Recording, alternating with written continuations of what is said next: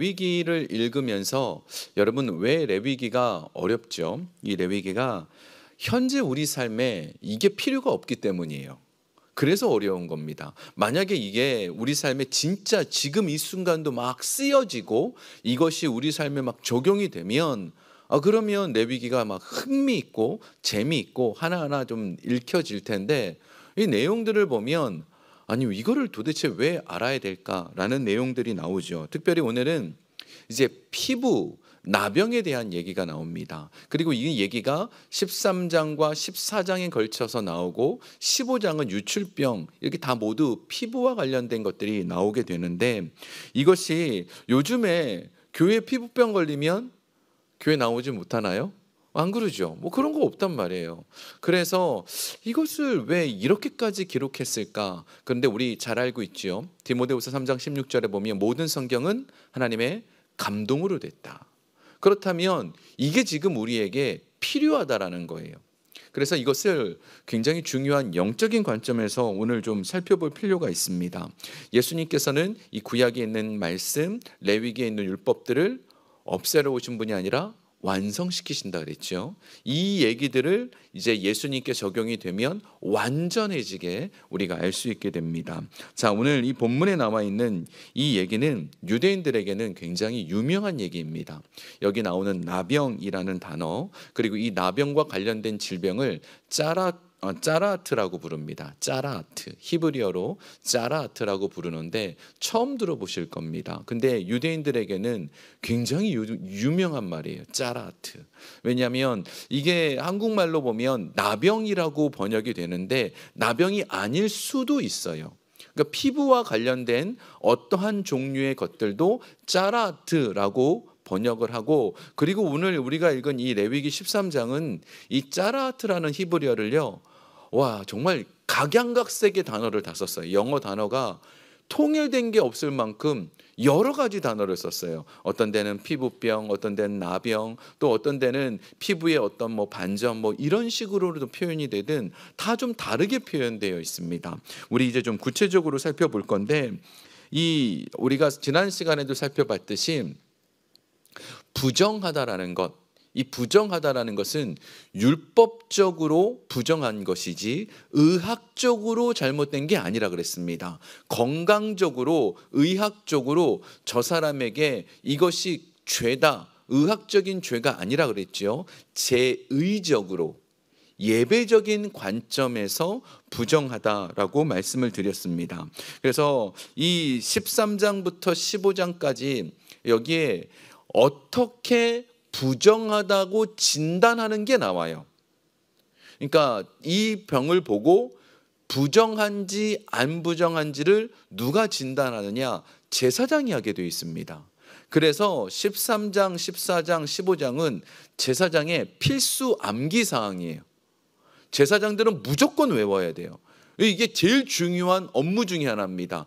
저 지금 피부병이 조금 있어요. 그럼 한번 봅시다. 이게 정말로 격리할 문제인지 부정한 건지 아니면 정한 건지 판단을 제사장이 하기 때문에 예수님 앞으로 10명의 나병 환자들이 왔습니다. 이 나병 환자들이 이제 나음을 받을 때 아직 낫지 않았는데 예수님 명령하신 게 있죠.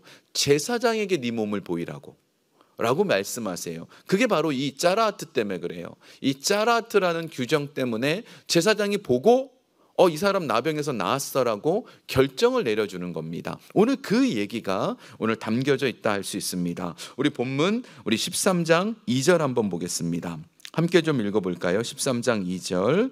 만일 사람이 그의 피부에 뾰루지가 나거나 색점이 생겨서 그의 피부에 나병 같은 것이 생기거든 그를 곧 제사장 아론에게나 그의 아들 중 한 제사장에게로 데리고 갈 것이요. 아멘. 이 짜라트의 규정은요 사람에게만 있는 게 아니에요. 뒤에 보면 옷이나 집에도 곰팡이가 생겼을 때, 옷에도 곰팡이가 생겼을 때 이게 부정하냐 아니냐를 제사장이 판단하게 되어 있습니다. 만약에 이 집에 이 벽면에 곰팡이가 생긴 거예요. 근데 그것을 보고 제사장이 판단하니까 이거는 나병입니다. 그러면 그 집을 헐어야 돼요. 그 집을 완전히 파괴시켜야 돼요.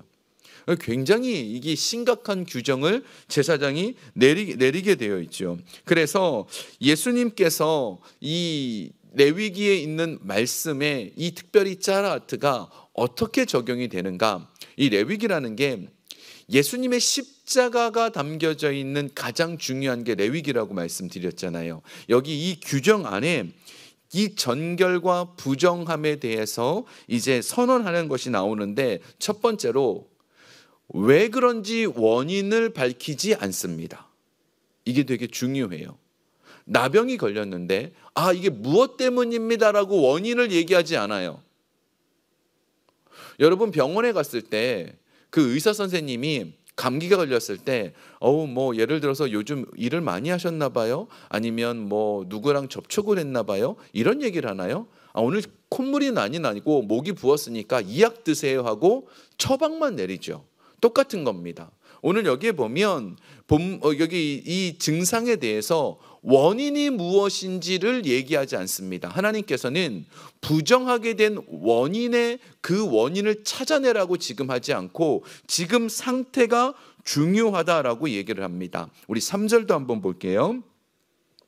3절 함께 읽겠습니다.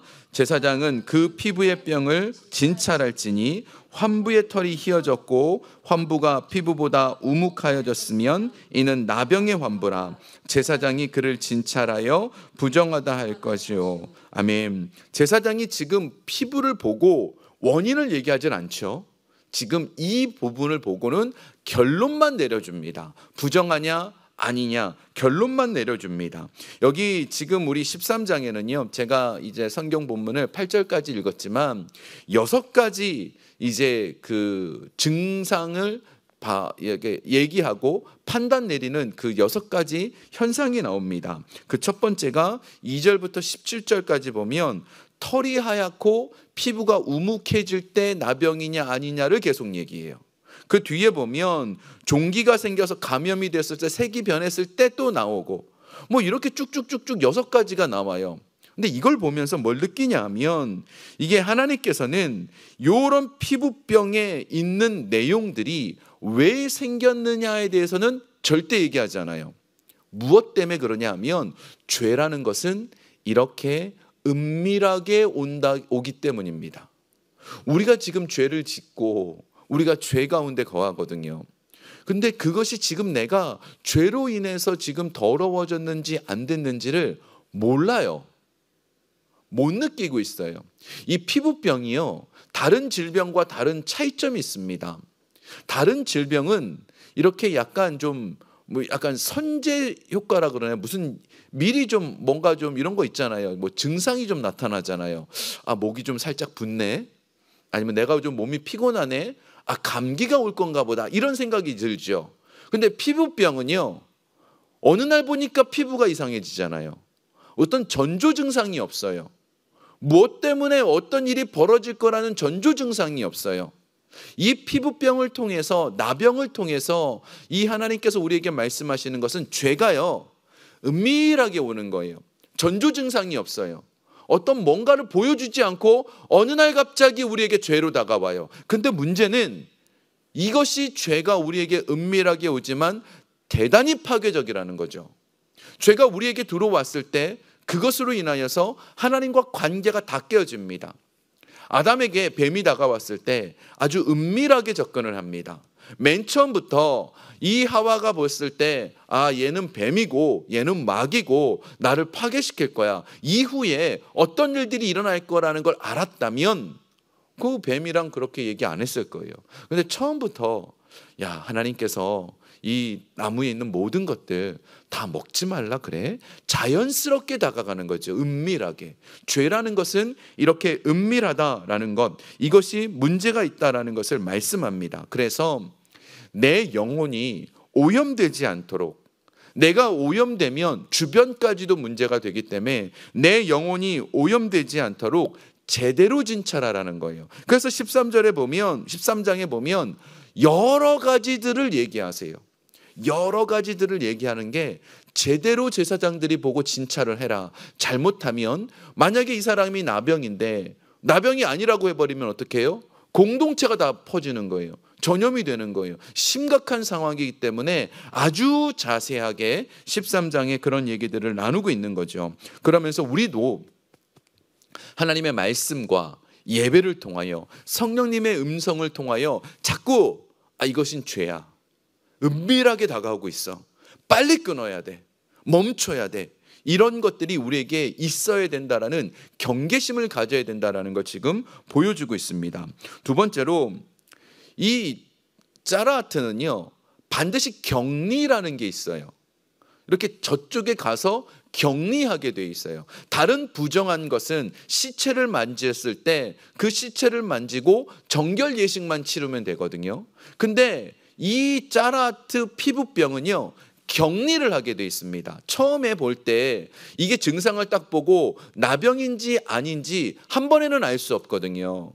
한 번에 이미 알았다 그러면 추방이에요.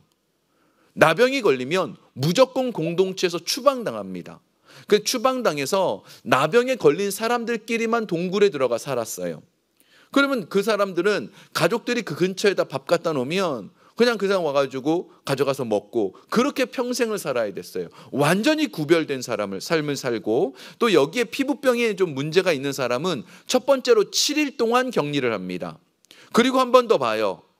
이거 뭐 잘 모르겠다. 14일 동안 격리합니다. 그리고 또 봐요. 그러면서 점점점 이 모든 것들을 신중하게 판단을 합니다. 그러면서 이것이 왜 신중하게 판단해야 되느냐? 전염성 때문에 그래요. 내가 죄를 지으면 이 죄인이라는 게 전염성을 가져요. 그 대표적인 것 중에 뭐냐 하면 부정적인 말이죠. 신기하죠? 부정적인 말을 하면 엄청 빨리 퍼져요. 근데 좋은 얘기는 별로 안 퍼져요. 그런 것처럼 나쁜 죄는 금방 퍼져요. 우리 본문 4절과 5절을 한번 보겠습니다. 이 격리에 대한 얘기가 나옵니다. 함께 좀 보겠습니다. 시작. 피부에 색점이 희나 우묵하지 아니하고 그 털이 희지 아니하면 제사장은 그 환자를 이래 동안 가두어둘 것이며 이래 만에 제사장이 그를 진찰할지니 그가 보기에 그 환부가 변하지 아니하고 병색이 피부에 하지 아니하였으면 제사장이 그를 또 2주 동안 가두어둘 것이며. 아멘. 지금 방금 말씀드린 것처럼 7일 동안 하고 한 번 또 7일 동안 하고 이렇게 계속 지금 보는 이유가 왜 그런가? 이것이 바로 복음이기 때문입니다. 하나님께서는요, 병이 격리를 시켜서 그 격리된 사람이 다시금 공동체로 들어올 수 있는 길을 열어주시는 거예요. 너 이렇게 더러워졌어, 완전 격리야, 이게 아니고요. 무슨 죄로 인하여서 우리가 부정해졌을 때는 정결하게 될 수 있도록 길을 만들어 놓으신 게 여러 가지 방법이라는 것이죠. 그래서 이 질병을 회복할 수 있는 시간을 주는 겁니다. 우리가 죄로 인하여서 무너졌을 때 한 번에 회복이 되던가요? 신기하죠? 죄로 무너지는 건 금방이에요. 하와가 범죄한 거는 몇 초 걸리지 않았어요. 그냥 먹는 건 금방 먹었지요. 그런데 그 죄로 인한 고통은 지금 수천 년 동안 이어져 내려오고 있지요. 그 이유가 바로 이 죄로 인한 문제는 그 회복의 과정이 필요하다는 것을 오늘 이 격리를 통해서 보여주고 있는 겁니다. 우리가 그만큼 죄는 파괴적이고 무서운 겁니다. 하지만 하나님께서는 예수 그리스도의 십자가로 인하여서 길을 열어주시는 거예요. 너희들이 격리하고 있어도 하나님께서 하나님의 사랑으로 다시금 돌아올 수 있도록 격리하게 해주십니다. 그리고 그 이후에 보면 이 모든 과정에 14장에 가면 정결 예식이라는 걸 해요. 이 정결 예식이 지금은 하지 않지만 우리가 예수 그리스도로 인하여서 이 정결 예식은 더 이상 치르지 않죠. 우리 번제 배우고 소제 배우고 화목제 배우고 했죠. 지금 이것이 다 한 번에 끝났습니다. 누구로 인하여서? 예수님이 십자가에서 죽으심으로. 이 정결 예식을 살펴보는 것도 이 정결 예식 안에 여러 가지 단계들이 있어요. 그 단계 하나하나가 의미가 있는 것인데 오늘 그 중에서 하나의 단계만 좀 살펴보려고 합니다. 레위기 14장을 보겠습니다. 레위기 14장 7절부터 9절까지입니다. 함께 읽어보겠습니다. 나병에서 정결함을 받을 자에게 7번 뿌려 정하다 하고 그 살아있는 새는 들에 놓을지며 정결함을 받는 자는 그의 옷을 빨고 그 모든 털을 밀고 물로 몸을 씻을 것이라. 그리하면 정하리니 그 후에 진영에 들어올 것이나 자기 성막 밖에 이레를 머물 것이요 7째 날에 그의 모든 털을 밀되 머리털과 수염과 눈썹을 다 밀고 그의 옷을 빨고 몸을 물에 씻을 것이라. 그리하면 정하리라. 아멘. 지금 여기에는 정결 예식이 있습니다. 지금 이게 어떤 상황인가 하면 나병에 걸린 사람이 어떤 극적인 하나님의 은혜로 나병에서 나았습니다. 아까 말씀드렸죠. 예수님께서 그 10명의 나병 환자 보고 제사장에게 가라 그랬습니다. 가다가 나았습니다. 근데요, 나았다고 해서 그걸 보고 제사장이 너 나았어, 집에 가, 이러지 않았어요. 반드시 2가지의 일을 해야 됐습니다. 하나는 정결 예식, 그리고 정결 예식 과정에 속건제와 속죄제, 번제, 제사를 드리게 돼 있습니다. 이 2가지가 끝나야지만 집에 갈 수 있어요. 그 지금 얘기한 건 정결 예식인데, 여기 보면 1차적으로 나병에 걸렸다 나은 사람이에요. 죄를 지었다 나은 사람이에요. 회복되는 사람은 옷을 세탁하게 되어 있습니다. 이 옷을 세탁하다라는 것, 뭐가 좀 떠오르시죠? 누가복음 15장에 보면 탕자가 왔을 때 옷을 갈아입혀 주시죠. 죄의 옷이 아니라 하나님께서 하나님의 자녀로서 옷을 갈아입혀 주시는 것처럼 빨게 합니다. 그 다음에 몸에 모든 털을 다 밀어냅니다. 그 털을 민다라는 것은 이 내가 세상 속에서 죄악의 것들이 자라났다라는 것을 깎아내는 걸 말해요. 그리고 나서 그 다음에 무엇을 했냐면 목욕을 합니다. 몸을 씻지요. 우리가 이 성령의 능력으로 우리가 씻어짐을 당합니다. 그 다음에 일어나는 일이 뭐냐? 집 비둘기 말고 산 비둘기입니다. 자, 잠깐만, 이제는 충분히 주무셨습니다. 이제부터는 눈 뜨셔도 됩니다. 자, 산 비둘기 2마리를 사용합니다. 집 비둘기는 안 돼요. 산비둘기를 사용해요. 이게 되게 의미가 있는데, 이 산비둘기 중에 한 마리를 그릇 이렇게 받쳐놓고 죽입니다. 그러면 피가 조금 나오겠죠. 비둘기니까 피가 많지 않단 말이에요. 그래서 여기에 이제 나중에 레위기 14장을 보시면 백향목과 우슬초라는 걸 거기다 담아놨어요. 둘 다 빨개요. 백향목도 빨갛고 우슬초도 빨갑니다. 피는 조금밖에 안 나오니까 그거랑 같이 섞습니다. 섞어가지고 그걸로 나병 환자에게 7번 뿌리고, 한 마리 지금 산비둘기 살아있잖아요. 개한테 살짝 묻힌 다음에 얘를 놔줍니다. 산비둘기는 어디로 갈까요? 산으로 가요. 집으로 안 와요. 산으로 가요. 집비둘기는 어떻게 해요? 집으로 온단 말이에요. 그래서 쓰면 안 돼요. 이 부정한 것이 나가버렸다라는 걸 뜻하거든요. 근데 집으로 다시 돌아오면 집을 부셔야 되는데요. 그래서 산비둘기 2마리를 가지고 정결 예식을 해. 이거는 지금 제사가 아니에요. 정결 예식입니다. 그 다음에 속건제를 드리는데, 이 속건제에는 이 가난한 사람들, 우리 속죄제 번제할 때 다 가난한 사람들은 좀 봐줬죠. 근데 이것만큼은 안 돼요. 이것만큼 양 2마리 바쳐야 됩니다. 그만큼 이 죄에서부터 돌아오는 과정 자체가 아주 귀중하다라는 것을 상징적으로 말씀하고 있는 겁니다. 그래서 이 과정이 정결 예식을 1차에 걸쳐 하고 2차에 걸쳐서 또 옷을 빨고 털을 밀고 또 합니다. 2번을 해야지 돼요. 그러니까 이 나병에 걸린다라는 것이 이게 얼마만큼 심각한 일이고 이 저주의 일이라는 것이겠어요. 근데 예수님은 어떻게 하셨지요? 신약 시대에는 나병을 쉽게 낫게 하신 거예요. 가라, 나아버린 거예요.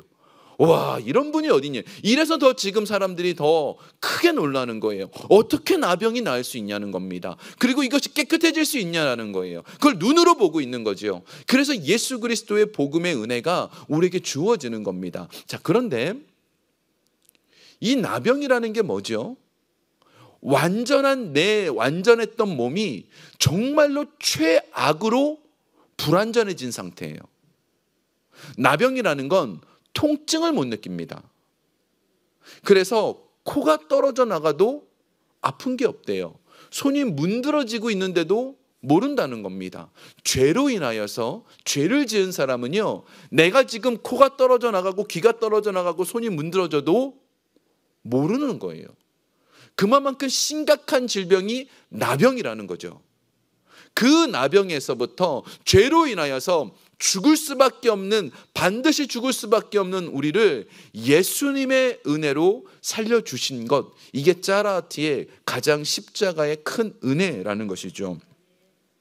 마지막으로, 그런데 이 과정을 여태까지 지금 이제 13장과 14장을 보고 있는데 13장 뒷부분에 가면 좀 의미 있는 부분이 하나 있어요. 그게 뭐냐면 옷이에요. 옷이나 집에도 나병이 있을 때라는 얘기가 나와요. 아니, 이것을 왜 이렇게까지 규정했을까? 우리 한번 좀 살펴봅시다. 레위기 13장 47절부터 49절까지입니다. 함께 읽겠습니다. 만일 의복에 나병 색점이 발생하여 털옷에나 베옷에나 배나 털의 나래나 씨에나 혹 가죽에나 가죽으로 만든 모든 것에 있으되 의복에나 가죽에나 그 나래나 씨에나 가죽으로 만든 모든 것에 병색이 푸르거나 붉으면 이는 나병의 색점이라 제사장에게 보일 것이요. 아멘. 옷에도 집에도 이것들에 대한 짜라트의 규정이 나옵니다. 그런데 여러분, 옷은 어떤 의미가 있죠? 옷은 매일 입어요. 생활을 하려면 매일 입습니다. 옷을 안 입을 때도 있겠죠. 언제 안 입죠? 집에 가만히 혼자 있을 때. 그런 사람은 없지만, 그래도 아무튼 바깥에 옷 벗고 다니는 사람은 없잖아요. 집이라는 건 뭐죠? 집도 매일 자는 공간이고 생활하는 공간이에요. 다시 말해서 이 짜라티의 규정이 예배뿐만 아니라 삶에도 적용된다라는 것을 얘기하고 있어요. 우리 삶에도 내가 이렇게 구별되어지고 격리되어지고 내가 죄로 인하여서 하나님으로부터 떨어질 만한 것들이 있다면 얼른 경계하라고요. 이게 얼마만큼 심각한 일인지 빨리 판단하고 정확히 판단하라는 겁니다. 이 규정들을 지금 읽을 때마다 많은 규정들을 우리는 지금 외울 필요도 없고 하나하나 피부에 우묵하거나 털이 나거나 흰 털이냐 검은 털이냐 이렇게까지 볼 필요는 없지만, 그러나 이런 규정들이 이렇게 세세적으로 읽는 것을 읽을 때마다 아하, 내가 경계해야겠구나. 내 삶을 한번 정말 세밀하게 살펴봐야겠구나. 내 삶의 어느 순간 아주 작은 거지만 하나님께서 기뻐하지 않는 것들이 내 안에 들어오고 있는지를 자꾸 신경을 써야겠구나 라는 마음으로 이 레위기 13장과 14장을 살펴봐야 되는 것이죠. 그러면 그때마다 내가 옷을 매일 입듯이 매일 잠을 자듯이 내 삶에 내 마음까지도 지켜내고 내 삶도 지켜내는 것, 이것이 필요하구나라는 것입니다. 말씀을 정리합니다. 지금은 우린 이렇게 안 하지요. 근데 실은 지금은 더 해야 됩니다. 더 끊임없이 내 마음을 살펴야 돼요. 나의 언행심사, 옷을 살펴보듯이 옷에 무슨 얼룩이 생겼나, 반점이 생겼나 끊임없이 살피듯이 내 삶을 자꾸 살피지 않으면 어느 순간 나는 격리되어 있어요. 내가 하나님으로부터 멀어져 가고 있죠. 어느 순간은 하나님의 공동체에서 추방당해 있을 수도 있단 말이에요. 그렇기 때문에 우리 삶에 하나님, 끊임없이 내 자신을 좀 돌아보길 원합니다. 말씀으로 비추어 보고 성령님의 은혜로 생각해 보는 그 은혜가 있기를 주의 이름으로 축원합니다.